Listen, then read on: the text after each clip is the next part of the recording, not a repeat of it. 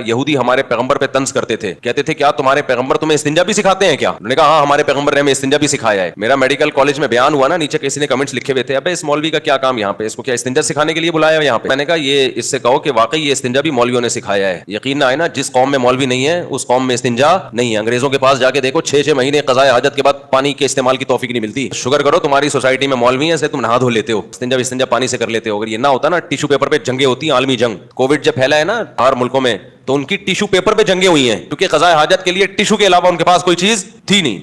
हमारे एक मुसलमान दोस्त मुस्लिम है, वो कहने लगे यार मुझे हंसी आती थी, तो ये पानी का इस्तेमाल कर लो ना। कह रहे नहीं, पानी नहीं भाई, पता नहीं किसी बुजुर्ग ने वसीयत की है कि पानी इस्तेमाल किया तो पता नहीं क्या हो जाएगा। शुक्र करो मौलवी तुम्हारी सोसाइटी में जो तुम्हें गुस्ल के हकाम, वुजू के हकाम, गुस्ले जनाबत और इस्तिंजा के हकाम बचपन से ही सिखा देता है तुम्हें। तो मेडिकल कॉलेज में हम इस्तिंजा सिखाने नहीं गए थे, लेकिन अगर मौलवियों को आपने बिल्कुल ही सोसाइटी में परे कर दिया ना, तो इस्तिंजा सिखाने वाला भी तुम्हें कोई नहीं मिलेगा।